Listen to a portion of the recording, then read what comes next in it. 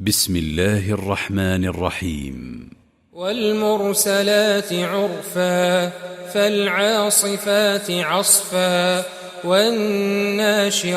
نشرا فالفارقات فرقا فالملقيات ذكرا عذرا أو نذرا إنما توعدون لواقع فإذا النجوم طمست وإذا السماء فرجت وإذا الجبال نسفت وإذا الرسل أقتت لأي يوم أجلت ليوم الفصل وما أدراك ما يوم الفصل ويل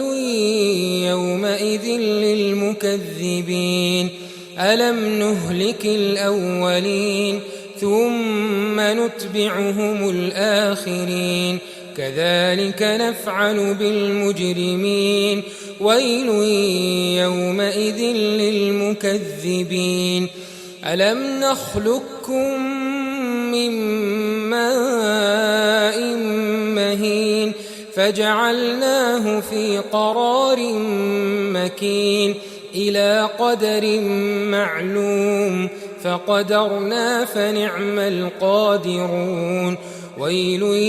يومئذ للمكذبين ألم نجعل الأرض كفاتا أحياء وأمواتا وجعلنا فيها رواسي شامخات وأسقيناكم ماء فراتا ويل يومئذ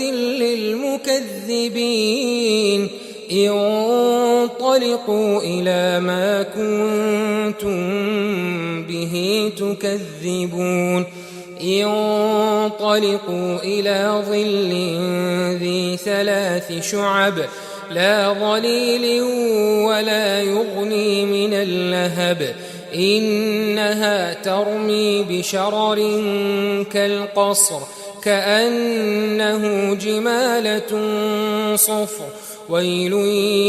يومئذ للمكذبين هذا يوم لا ينطقون ولا يؤذن لهم فيعتذرون ويل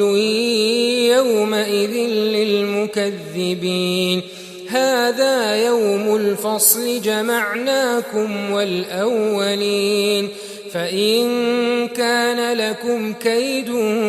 فكيدون ويل يومئذ للمكذبين.